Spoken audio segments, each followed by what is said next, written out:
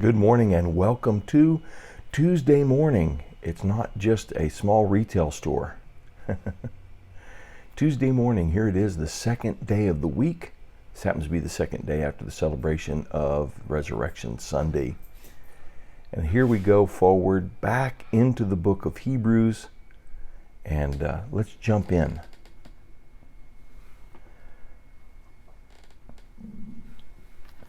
So find my clicker so that we can look at, first of all, meditations in Hebrews. And what we're doing is it's about 4 verses, because this is 28 verses in this 7th chapter. Our Truth Seekers class is going to be meeting tonight, and I'll be catching them up. And then moving forward, you can always connect to our Truth Seekers class, either our live broadcast at 6:55 p.m. Central Daylight Time, or Central Standard Time, depending on what time of the year it is, before or after time change, and which direction the time has changed. And you're always welcome to meet with us at 4024 Dakota Trail and be live and in person with about 12 to 15 or so people gathered around tables, enjoying some snack, coffee, water, sparkling waters, and all kinds of snacks, summer sausage, cheese, crackers. Many, I think all of it is symmetrically sealed at the factory, and so you never have to worry that human hands have been in contact with it. For those of you that might be a little squeamish about that, especially as we're exiting this time of the COVID issue for the last year or so. So it would be great if you'd come and join us. We are 2 days ahead in our devotion, and then we catch all the way back up and go ahead in our Truth Seekers, and then it's all synchronized again. So, without any further ado, we're going to jump right into the next 4 verses of Hebrews chapter 7. Now the law requires the descendants. Now here when it says the law, it's talking about the Aaronic law, the Mosaic law. When you read Genesis, Exodus, Leviticus, Numbers, Deuteronomy, you're reading the Torah. Within the Torah, the 5 books, the Tanakh, you find the book of Genesis, the beginning of all things. It shows us the beginnings. Exodus, it goes all the way from the flood of the creation of man, the flood, with this judgment, intervening judgment. Then you have the repopulating of the earth from Noah and his sons, Shem, Ham, and Japheth. And then things narrow down and begin to look at the Semitic people, the descendants of Shem, narrow even further down to Abram and Sarai, and then from Abram to Abraham with his name changed. The grace of God touches his life miraculously, refreshes his body, and brings childbearing ability to Sarai. She becomes Sarah. So Abraham and Sarah give rise to Isaac, the son of promise, out of their relationship. And then we have Isaac and Rebekah. She gives birth to twins. 2 nations will be striving in your womb.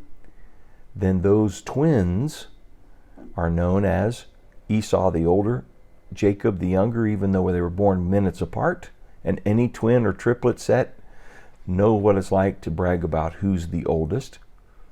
And then Jacob, which means heel grabber, also colloquially means supplanter, deceiver, tricks his brother Esau, works him, manipulates him, and gets him to give up his birthright and his blessing. He actually doesn't get him to give up his blessing. He and his mother conspire together to trick his father into believing he's actually Esau. And he receives that blessing, the birthright and the blessing. Then you have Jacob's name is changed to Israel, and then from his wives Leah and Rachel, 2 sisters, and then their handmaidens, Bilhah and Zilpah. We have 12 boys, 1 girl, Dinah. Now, there may have been more children. It's not clear, not declared, but we know that there were 13, 12 boys, 1 girl. So we have the tribes of Israel, We go on down through history, and gets us focused on Israel. So it comes from very high, 30,000 foot view, and then it comes down and focuses in on the people of Israel. This people of Israel in their Exodus, you can read this in the book of Exodus, they leave Egypt, and under God's mighty hand, the gods of Egypt are judged, and then there is instituted the priesthood under Aaron. So this law of Moses, requires the descendants of Levi who become priests to collect a tenth from the people. The people bring a tenth, a tithe of their increase every year. It comes into their local priest, the ones who teach them and the ones who do their butchering, who offer sacrifices for them. And so the tithe is the main means of supporting the network of the tribe of Levi, who are all dedicated to serving their brothers and sisters in priesthood, speaking, teaching, presenting God to them, and then representing their gifts and offerings to God. They're literally the middlemen. And so they are supported by 10%. Think of it as a tax. It's something that is everyday common. Whenever they have 10 animals, one of them goes. So there's a constant thinking about 10%. It's real easy because you're simply moving the decimal point. A tithe of $100 is $10. A tithe of $10 is $1. A tithe of $1 is 10 cents. A tithe of a dime is 1 penny. And so however it's weighed out, if it's 100 pounds, 10 pounds.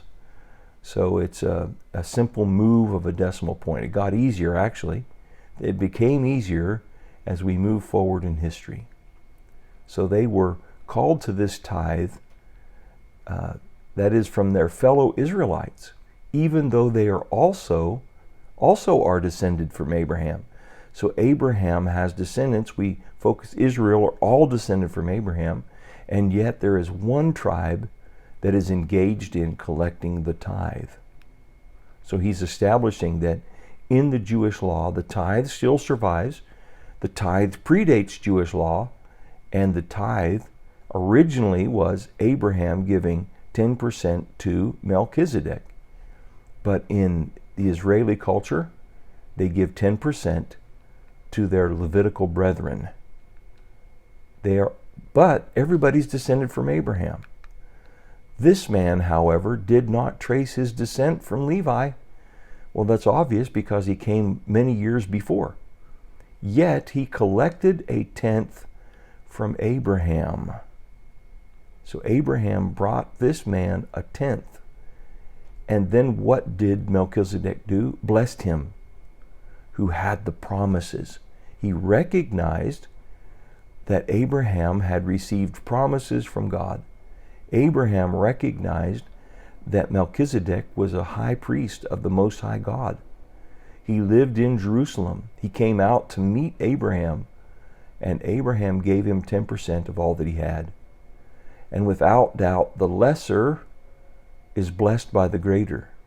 So Abraham was blessed, the lesser was blessed by the greater, Melchizedek. And so this honoring of Abraham towards Melchizedek jumps the timeline in the sense that if you think of it under Jewish law, the Levitical tribe is supported by the 10%. But actually, all of them are descendants of Abraham. And so he's working through that thought. In the one case, the tenth is collected by people who die. If you're in the tribe of Levi, there's one thing for sure that's going to happen. It's appointed unto man once to die. You are mortal. You are going to shuffle off the mortal coil. You are going to assume room temperature. You are going to stop breathing. Respiration is going to cease. The heart is going to stop beating by whatever cause, at least by old age. We hope it's not by some other intervening cause, by disease death by someone else's hand. But this is the one case, the tenth is collected by people who die. All of the Levites died. They go through death. All of those who were in the highest priesthood positions eventually die. There were promises and stipulations based upon the certainty that one of them is going to die. But in the other case, by him who is declared to be living. So in Melchizedek case, he was receiving tithe, and he was declared to be living, but he speaks of something else. He speaks of, in the mind of the writer of Hebrews, he's going with the idea that he speaks of someone who is living, and not only simply living, but someone who will live and not die. He's prefiguring somebody. So, Jesus is worthy of that higher honor, a higher honor than the entire priesthood of the Levitical tribe of Israel. And he's now underscoring that idea of the greatness of this Melchizedek, and because he's already drawn the connection, the idea of Jesus as this great high priest. How much more greater he is as he serves as the high priest. So think about that today. You have an amazing, great, spectacular high priest who does not die. Death has no effect over him. He was dead and now is alive forevermore. He conquered death, hell, and the grave. And you can say, that's my priest. His name is Jesus. He is the Melchizedek high priest forever. Well, as you think about that, I pray the Lord bless you, illustrate something to your heart, and bring a transformation. Every time something can change when we get into the Word of God and get into His presence. Lord bless you. We'll see you tomorrow.